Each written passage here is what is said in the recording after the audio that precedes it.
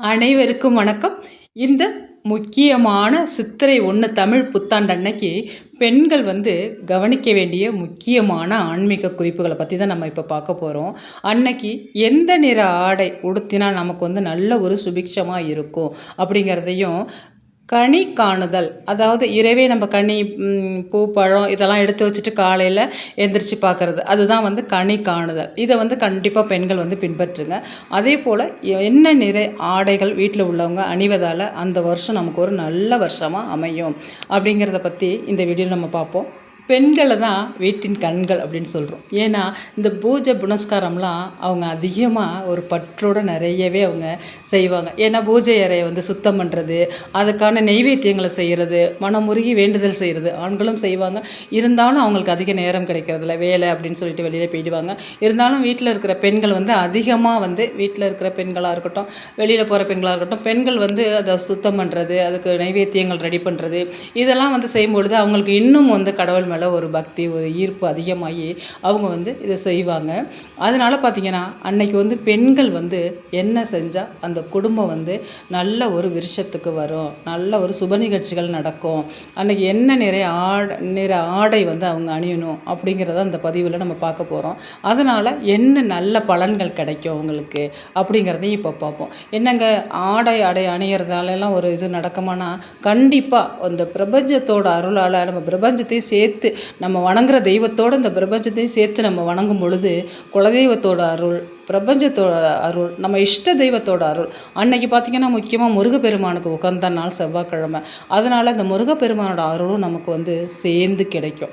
முருகப்பெருமானுக்கு பார்த்திங்கனாக்கா பச்சை நிறம் அப்படிங்கிறது மிக உகந்த நிறம். திருச்செந்தூர் இது மாதிரி முக்கியமான ஸ்தலங்களுக்கு போகும்பொழுது பார்த்திங்கனாக்கா இந்த பால்குடம் எடுக்கிறது, இது மாதிரி முக்கியமான முருகனுக்கு வேண்டி எடுக்கும் போதெல்லாம் பார்த்திங்கன்னா பச்சை நிறம் தான் அதிகமாக யூஸ் பண்ணுவாங்க. பச்சை நிறம் அப்படிங்கிறது பசுமையை குறிக்கிறது. இந்த வருஷம் முழுவதுமே நமக்கு நல்ல பசுமையாக இருக்கணும், வறுமை இல்லாமல் இருக்கணும் அப்படிங்கிறதுக்காக பச்சை நிறம் அணிவது மிக மிக சிறப்புங்க. பச்சை நிறம் மட்டுமா அணியலாம் அப்படின்னா இல்லைங்க, இன்னும் 2 கலர் கூட இருக்குது. இல்லை, உங்கள்கிட்ட என்ன கலர் இருக்கோ அதை அணியிறது அது அடுத்தது. நீங்கள் அதை நீங்கள் என்கிட்ட இதுதான் இருக்குது அப்படின்னா கண்டிப்பாக அந்த ட்ரெஸ்ஸை அணியலாம். ஆனால் கருப்பு மட்டும் அந்த முக்கியமான தினமான புத்தாண்டு அன்னைக்கு கண்டிப்பாக அணியாதீங்க. இல்லை என்கிட்ட நீலம் இருக்குது அப்படின்னா அணியலாம், ப்ரௌன் கலர் இருக்குன்னு அணியலாம். ஆனால் இந்த 3 கலரை நீங்கள் அன்றைக்கி பச்சை, சிகப்பு, இன்னொன்று மஞ்சள், இந்த முக்கியமான 3 நிறத்தை நீங்கள் அணியும் பொழுது, இல்லை என்கிட்ட அதெல்லாம் இல்லைன்னா பரவாயில்ல, இருந்துச்சு அப்படின்னா கண்டிப்பாக நீங்கள் அணிங்க.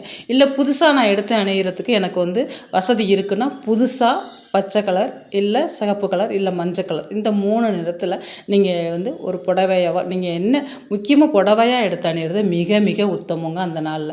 இல்லை நான் சுடிதார் தான் போடுவேன், இல்லை வேறு குர்த்திஸ் இது மாதிரி ஏதோ ஒன்று போடுவேன், அதுதாங்க போட்டுக்கலாம்னா கண்டிப்பாக போட்டுக்கலாம், அதில் ஒன்றும் தப்பு கிடையாது. அதனால் பச்சை நிறம் முருகனுக்கு மிக உகந்த நாள். அதே போல் இந்த சிகப்பு நிறம், சிகப்பு அப்படிங்கிறது சூரிய பகவானுக்கு, சிகப்பு, ஆரஞ்சு இதெல்லாம் பார்த்திங்கனாக்கா சூரிய பகவானுக்கு மிக மிக உகந்த ஒரு நிறம். சூரியனோட அருளும், சூரிய பகவானோட அருள் உங்களுக்கு இந்த சிகப்பு நிறத்தை அணிகிறதுனால இந்த புத்தாண்டு தினத்தில் கண்டிப்பாக உங்களுக்கு கிடைக்குங்க. அதனால் அந்த வருஷம் முழுக்க நல்ல சுபிக்ஷமாகவே இருக்கும். முடிஞ்சால் சிகப்பு நிறம் வச்சுருந்தீங்கனாக்கா, பழசாக இருந்தாலும் பரவாயில்ல, சுத்தபத்தமாக இருந்துச்சுன்னா அதை அணிங்க. இல்லைனாக்கா புதுசாக எடுத்து என்னால் புது புடவை கட்ட முடியும்னா கண்டிப்பாக எடுத்து அந்த தினத்தில் நீங்கள் கட்டிக்கலாம். அடுத்ததாக மஞ்சள் நிறம். இந்த மஞ்சள் நிறம் அப்படிங்கிறது அம்பாளுக்கு உகந்த நிறம், அதே போல் குரு பகவானுக்கு உகந்த நிறம்.